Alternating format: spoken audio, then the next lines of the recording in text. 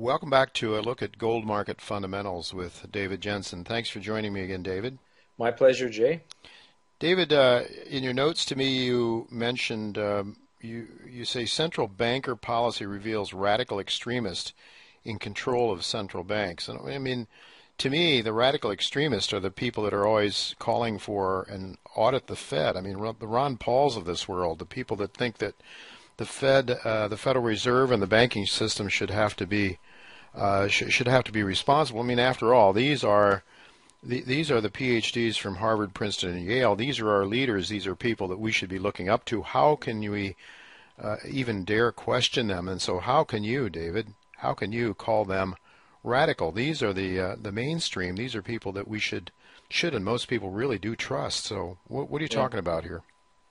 Well, I look at the monetary system as a whole with a debt-based money system and the policies which have been engaged in over the last several decades, and we can see that these policies have failed. And the reason I say that they are radical extremists is that I really see on its face, and I think more and more people are understanding that these policies have failed, but that the central bankers globally, whether it's Draghi in Europe or Yellen or Bernanke or any of these, they're embarked on a pattern of deception. And it's a deception which reminds me very much of Uri Geller, who is the famous spoonbender who deceived many that he had these mental powers for decades. And then he came off and he says, oh, I was wrong and I feel bad about it and I should have deceived people. But the stakes are very much higher now when we're deceiving people in terms of monetary policy. And what we can see is that the policies which have been engaged upon have created an enormous global debt bubble. U.S. debt now is more than twice of what has been stable over the long term, and there's more than 30 trillion of excess debt in the United States. And this has now led to an precipitous economic slowdown starting in 2007, which resulted in printing money, which have just benefited those who are in the markets at the expense of the vast majority of the U.S. citizens. And not only that, the policy hasn't worked until now, but we know from John Exter, who was of the Federal Reserve himself before he passed away, but he warned us that going off a gold monetary system would lead to a deflationary crash that we're experiencing now, and ultimately to currency failure and hyperinflation. So we have a known endpoint of these policies, and we are seeing the central planners really acting in this extreme fashion. Instead of reforming the monetary system, they're just continuing with more of these same policies with really threats to raise interest rates and things which we know will collapse the economy given the enormous amount of outstanding debt that's out there. So I see that very much as extremist policy. And it will, in the end, it will lead to social dislocation and internal conflict in the country, which is a threat to the Republic, to America, and to all of the Western countries in which we live. David, it seems so clear to me that what you say is true. However, what we're getting in the mainstream media is more of the same. They're continuing, as you say, deception, games of deception to try to keep us believing that things are, after all, pretty well. And I have to think that a big part of that is keeping the equity market rising. It gives the impression that things are pretty good. And they certainly have been more than pretty good for the rich and the powerful, the bankers, the people that are in control of the system, the people that own the Federal Reserve Bank, no doubt about it. And so I guess, as my friend Jeff Dice used to say, who used to work as Ron Paul's chief of staff, in politics, perception is reality. So how are we going to change this? I mean, you and I know it. I think people that look at Austrian economics understand, the problem of malinvestment and this rising debt load that can never be repaid as long as you're not allowing the price discovery in capital markets to work. It's only going to get worse. How can capitalism? It cannot survive, obviously, if capital cannot be priced. So. What chance is there of seeing this thing change? I mean, I'm feeling very pessimistic today as I listen to the mainstream media just drone on about how Yeah. things aren't pretty good. Well, I saw a quote that it was compared to an icing economy where, there's no cake and there's only icing on the outside, and that Uh-huh. really, I think, is a good descriptor. But I mean, we know that we have to have some material change in the way we structure our monetary system and our economy. We've seen things. Elizabeth Warren, who does not want to audit the Fed, by the way, so I'm not a fan of hers. No.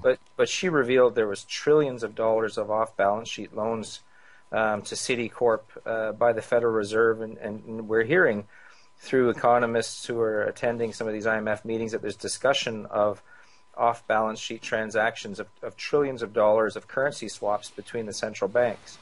So things are out of control, Jay, and we've got to stop this extremist policy of the central banks and have some sound reforms which stabilize the situation. And I think there are a few steps required which I think would make a dramatic effect and which would immediately stabilize the economy and the monetary system.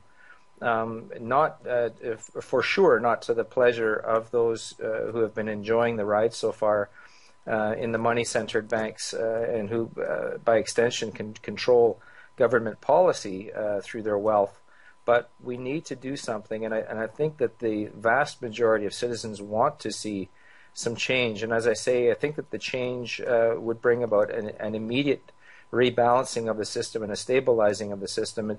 And I think if we don't do it, our risk here is a currency panic and extraordinary food prices, extraordinary energy prices, and ultimately famine rearing its head for the first time since the 1930s in America.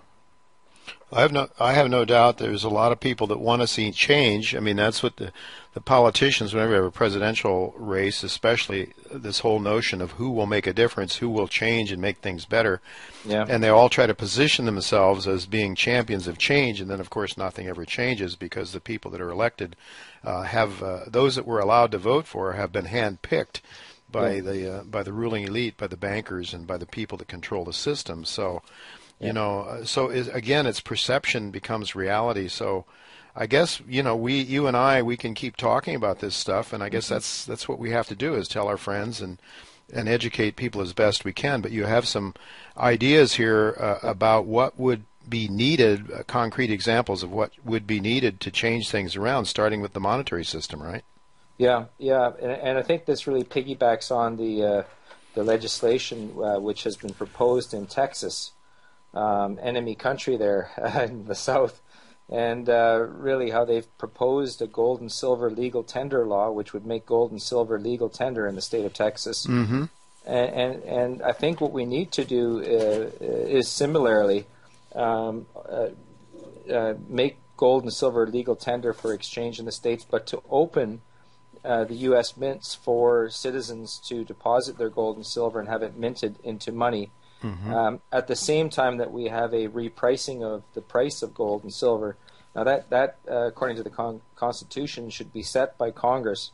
But I would see for there to be anywhere near enough liquidity that we need a price of gold that would be at least of the order of about $20,000 an ounce. Oh. But the repricing of gold, we know that there's hundreds of millions of ounces of gold in the hands of U.S. citizens in the form of jewelry.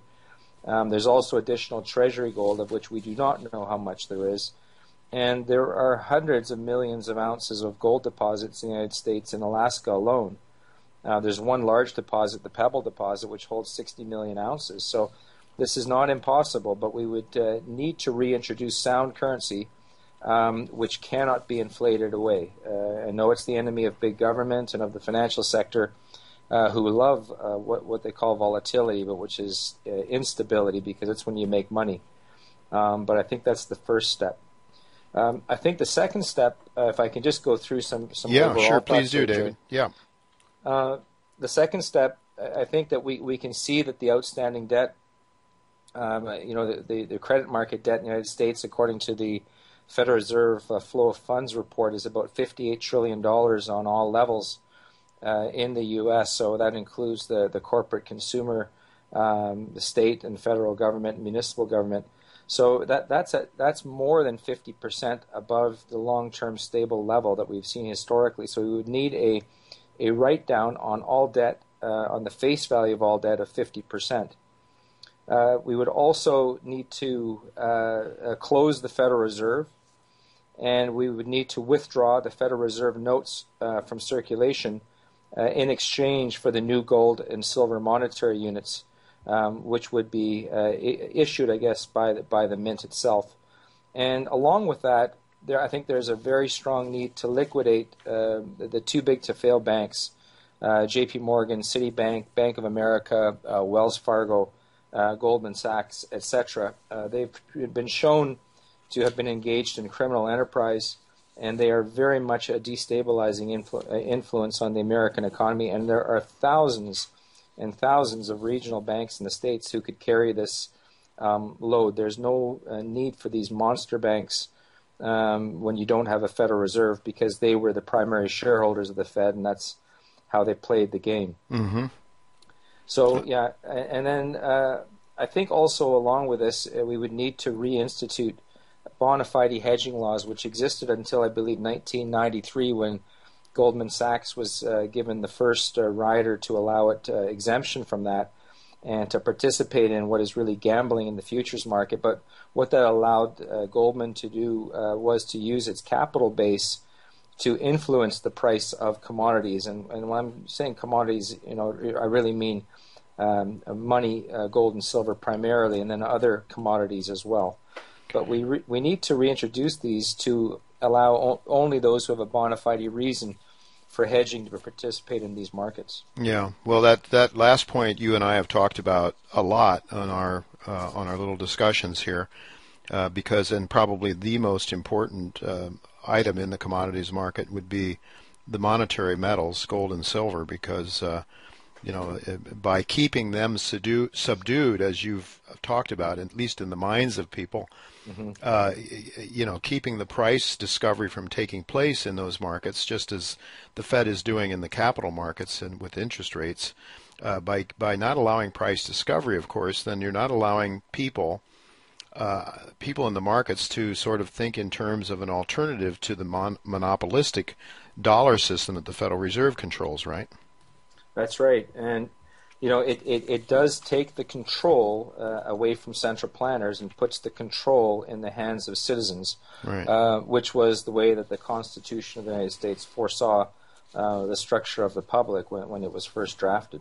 All right. And you also mentioned here focus on high-yield food production. Yeah. Talk to us a little bit about that. Well, we have a system now which uses petrochemical fertilizers and diesel to produce food, and it is enormously inefficient in terms of the diesel which is consumed. It's fine as long as you've got very low petrochemical prices, oil prices. Mm-hmm. But what we will see with a new system where you can't rig the oil markets and you're based on sound money principles, you will see higher energy prices. Mm-hmm. But the good news is that there's a farmer, a commercial farmer in California, who's been using these intensive composting methods as well as no-till methods, and is achieving about 10 times yield of a standard conventional farming process on his farm in California. I'll put a link in for it. But the title of the article is called Drought Fighters, and it's on a website called craftsmanship.net. So the methodology that he uses is really human labor and work in terms of tilling the earth, in terms of tending the earth, there's no tilling.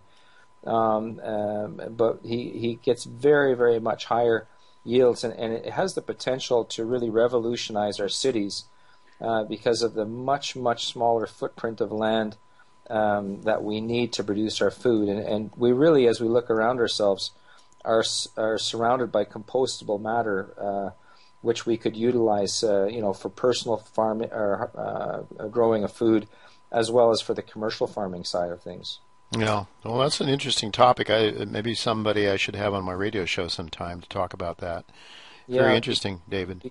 Because with currency disruption, you will get famine because food becomes so expensive and it becomes scarce and hoarded. Mm-hmm. So it really is essential that citizens be aware of the tremendous amount of food which can be produced on a very small amount of land using these intense composting methods and organic methods, and that we really aren't as dependent on the factory farms and the chemical industry as we are led to believe. Yeah, well, there would certainly be, of course, vested interest in trying to see new technology, a new technology, an efficient technology like that be Yep. implemented, I'm sure. And again, it gets back to probably a lot of the same establishment folks that would not like to see things change. Yep. But anyway, it's very interesting, Dave. Thanks for passing that idea along. What about one more point here? You talk about secure energy access, and you note Yeah. the Keystone Pipeline, alternative energy sources as well. Yeah, I mean, the U.S. right now is importing around 45% of its oil, and there are certainly alternatives out there in terms of fuel cells, alternative energy, internal combustion engines such as produced by Westport, and then also, the Keystone Pipeline, for instance, is one which I think is very important to bring Alberta oil down to the southern states. As a source of energy feed. So, these 7 steps, I think, Jay, sound money, writing down the debt, withdrawal of the Federal Reserve notes from circulation in exchange for new gold and silver notes, closing the Federal Reserve and liquidating the too big to fail banks, the bona fide hedging laws for participants, high yield food production by citizens especially, and then securing energy access, I think, will go a long way, and I think it will have a very, very dramatic effect on the economy. Well, it's certainly, if you can get people to think along those lines, it looks to me like there's a gigantic educational process that's required before that happens, short of a major breakdown in the system. Then I think people would start to look realistically at changing things. But until that happens, I have trouble being optimistic, but you're younger than I, David. Thank you for that optimism. I can use some. We need to try anyway, I guess. That's for sure. David, there is, you and I have talked a lot about how these banking interests have really put a lid or put a ceiling on the gold price, have not allowed gold price and silver price discovery through the massive paper market shenanigans that are being played by these characters, some of the same people that you mentioned a little while ago, the banking interests. I've looked at what's going on in China, tremendous amounts of imports of gold, and China now the largest gold producer in the world as well, not allowing that gold to be exported. And there are those of us who have been championing honest money and going back to a metal-based monetary system, gold and silver. We've been sort of optimistic that maybe China could could cause the Anglo-American empire to start rethinking its dollar hegemony. But you're suggesting maybe not. Maybe China might have other ideas, or maybe some of the same ruling elite that are in control of the West are in cahoots with the Chinese. Is that right?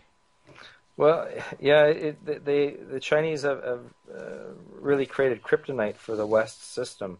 By going to a sound gold exchange system. With our gold exchange, our primary one in London, which trades the majority of the daily gold trade, is trading 200 million ounces of gold that doesn't exist. Uh-huh. And so, I was very interested to see these 2 video reports from James Corbett of Corbett Report, which I really saw this past week here. And interesting, here we come with the name Rockefeller again, centered on China. And, that David Rockefeller is a very, very intriguing guy to follow. The Rockefellers put hundreds of billions of dollars in the 1930s into tax-free foundations.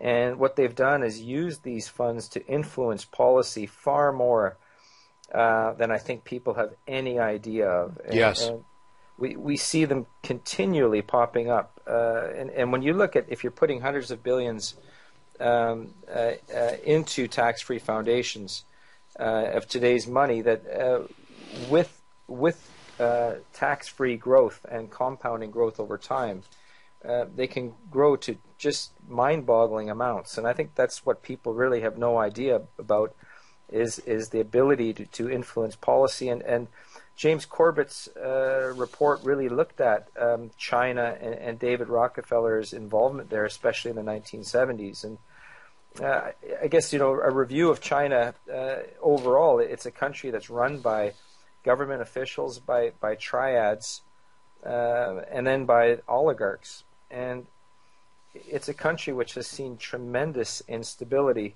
We have 45 million people dying under Mao during his time, and yet we have this New York Times article of David Rockefeller's on August 10th, 1973, where he says very admiringly, he says, one is impressed immediately with the sense of national harmony. And there's a very real and pervasive dedication to Chairman Mao and Maoist principles.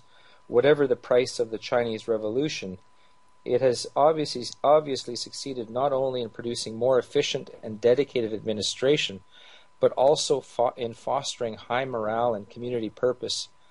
General social and economic progress is no less impressive. I mean, there's a country where they had less than $200 per year GDP at the time. Yeah. And he says the enormous social advances of China have benefited greatly from the singleness of ideology and purpose. The social experiment in China under Chairman Mao's leadership is one of the most important and successful in history. And this is really what James Corbett pointed out is, and you and I touched on it in earlier interviews, how insane this admiration of China is in terms of the heap of bodies which was there. 45 million people put to death by Mao. Yeah, and Rockefeller thinks it's a great place. It's a wonderful thing. And I guess you'd have harmony as long as you kill everybody that disagrees with you. Yeah, and the rest are scared silly. And you've got the government officials, the triads, and the oligarchs basically running the show. Right. And one thing I like to add to James, and I'll put some links in there to James's interviews and the research that he's done, really highly detailed research, and he provides the links to it. But if we look back at that time of the 1970s, and by the way, in the 1970s, David Rockefeller made dozens and dozens of trips to China. But we see in really what is a key period in July 1971 that Henry Kissinger, who's a protege of David Rockefeller's, made the first of two secret visits there in July. And then, very interestingly, the next month, Paul Volcker, who was an assistant to David Rockefeller at Chase Manhattan Bank, and by the way, Paul Volcker says that he was not just the major proponent of defaulting on gold and breaking the link to gold with the dollar, but in fact that he was the principal planner. And Paul Volcker in August of 1971, so a month after Henry Kissinger was there, they convinced Nixon to default on gold. And then we get Kissinger going back in October of 1971 on another secret visit, which is now documented and open to the public. And then Nixon surprised everybody with his China visit in January 1972. So in basically a 7-month period there, enormous things happened in terms of America being put on a path which John Extra of the Federal Reserve said would lead to the collapse of the American dollar, as well as America starting a policy of opening the door policy to China, in the interim of which we've seen transfer of a huge amount of American and European production of economic goods to China, as well, I think, just as importantly, but the really critical technology transfer to China, which has really enabled China now to challenge the West. Mm-hmm. So we have China basically has been enriched and empowered economically and technologically, and as well they have figured out the gold rig, which was underway by the Treasury of the United States, as well, I believe driven by the bullion banks, of which David Rockefeller was the CEO of Chase Manhattan Bank, and which is one of the major shareholders of the Federal Reserve Bank of New York. So you have a very small cabal here of setting things up, and I would argue of all those things you just talked about, one of the most, if not the most important one, was Nixon taking us off the international gold standard in August 15th, 1971, because now that empowered the banks to get even stronger by creating tickets or demand tickets against the wealth of the world that could be used in any way they saw fit. That's true. It allowed tremendous wealth extraction from the West. But at the same time, it set America on the path, and what John Exter said was the inexorable path to ruin by destabilizing its currency. And at this time, critical meetings were set up in terms of tying America, opening the door to China with America, and now, lo and behold, shockingly, China ends up on top with this society that David Rockefeller thought was so admirable, with this basically subjugation of the vast majority of it by an enormously small superclass in the country. And now we have China in a position where they are able to launch a sound currency very rapidly, and America, if it does not implement some monetary changes before that happens, could see the onset of really rapid onset hyperinflation with a devaluation of the U.S. currency almost overnight. Okay, and David, maybe you could explain to us how the likes of these bankers, headed by David Rockefeller and others, would benefit from such a scenario. I mean, if the dollar collapses, will they have exited the dollar and have been in gold and in yuan or some other places, I suppose? Yeah. Well, when you look at some of these the books that have been written on the superclass, as they're referred to, they really see themselves not as American citizens, but of course not. No. World citizens. Yeah. Yeah. So they've been moving gold. They've been buying gold. The bullion banks that have been shorting the daylights out of gold have also been accumulating the physical gold as it's spit out of the system. And there are other. I just want to add one more point here, Jay. That the HSBC, which is the guarantor for the trustee for the GLD Exchange Traded Fund of Gold. It's supposed to be responsible for the gold. We see here a little over a month ago that they announced that they were closing down all their 7 vaults in London, and now the board of directors has said they would look at moving their headquarters to Hong Kong. Now, the GLD was, I believe, a critical element in keeping Americans and the West out of gold itself and keep them in paper, because they were owning GLD paper certificates. Yeah. And it allowed the very large qualified participants to extract large blocks of gold at a time, but it prevented Americans from owning gold itself. And here we have HSBC now saying they're going to move to Hong Kong, and that 85% of their business is really there. And another sign of one of these tools that has been in London that may have been intimately involved in the stripping of gold and wealth from the West, as what David Rockefeller refers to as a new world order is established. But I think people are buying GLD thinking they actually own the gold, when in fact they own nothing more than paper, of course. Yeah. They've got a digital entry. Yeah.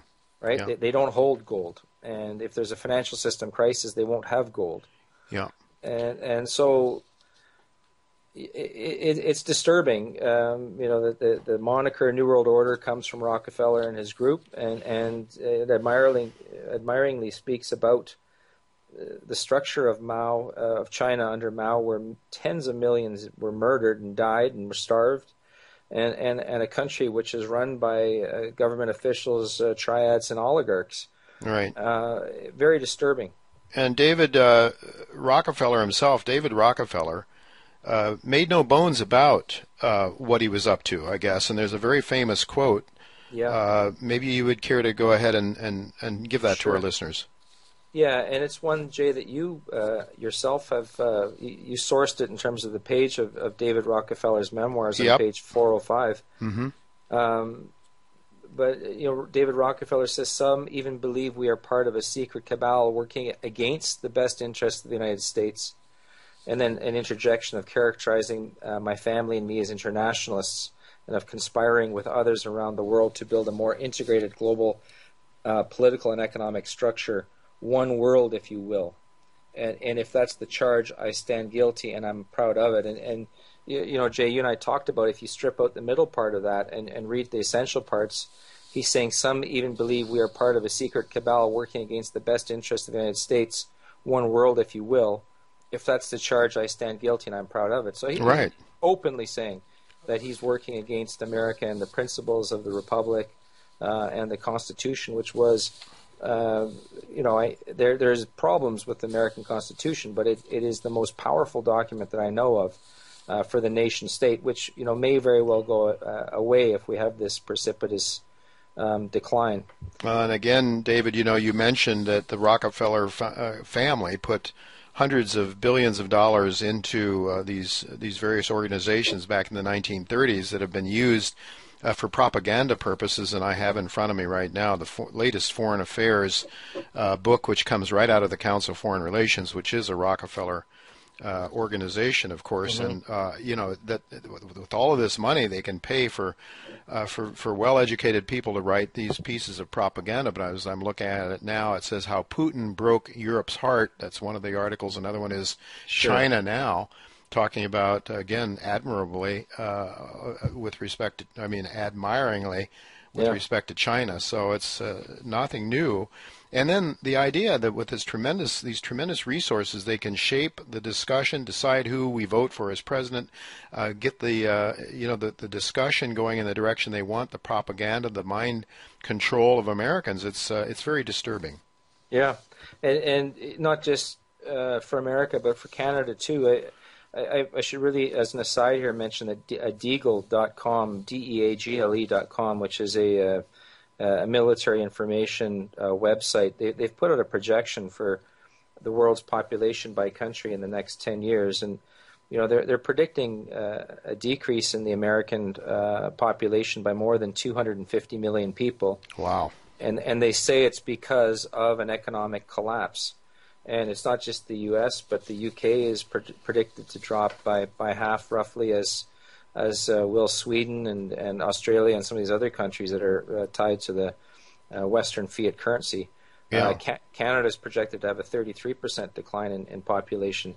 So, I mean, and Deagle, by the way, appears, Dave Kranzler has done some initial research and says there may be a connection to the Rand Corp there, which is another Rockefeller-tied institution. But, here's this institution coming out at the last second saying, we're headed for the deaths of hundreds of millions of people here because of a economic bubble that's been blown globally by the way, central banks. They don't say that, but it has been a central bank, a bullion bank, and a government bubble that's been blown. Yeah, David, one more point, and we have to wrap it up here, but there's also a bullet point that you sent me that Rockefeller is now active in blocking U.S. energy security. Could you just take 2 minutes and talk to us about that before we summarize here? Yeah, it's the Tides Foundation, which is nominally an environmental foundation, is fronting U.S. money, especially into the Vancouver area here. But there's been a tremendous article written about Rockefellers behind scruffy little outfit in the Financial Post. And it identifies how the Rockefellers are behind some environmental movements that popped out of nowhere to work against the Keystone Pipeline. And as I said, these pipelines are essential for securing America's energy security. If there's any kind of a monetary disruption, Canada and the United States could work together to find some kind of a solution. And they're working nominally for environmental reasons, but I think that when we see them working against America's interests in so many other ways, I don't think their concern is Bambi and maple trees and things of that nature. It's other things that drives their money.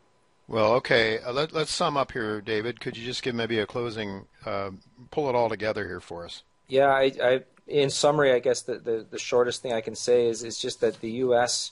and the West as well is in really a perilous position. but we can rapidly stabilize it with an implementation of a sound money system, reform of the financial system, and a write-down of debt levels. It'll be painful for some, but it will put us on, I think, an immediate footing. And I really think that we see this Jade Helm exercise, which appears to be a martial law training exercise at the very least. We can see that taking shape in the States, and I think that U.S. military needs to take a look at these things and decide who it stands with through a time of potential crisis here, whether it's going to stand with banking cartels or whether it's going to stand with the American citizenry. I think that may be a telling thing, but a civil war in the United States right now would be a terrible thing, and it would allow America really to disassemble itself, while those who work against the concepts and the principles of the Constitution and individual and personal rights would benefit to the long-term detriment of America and the West itself, because I think it's a very important institution. No, I think you're absolutely right. The Constitution of the United States was for the people and by the people, and what we have now certainly isn't heading in that direction, heading in the opposite direction. David, I agree with everything that you've just told us. I guess we have to just do our best to try to pass along this knowledge to people. We're swimming against the stream in a sense because we don't have the resources that David Rockefeller has, that's for sure, but we have to keep trying. So thank you very much for taking the time to share these bits of wisdom with our listeners, David. Thank you for your time, Jay.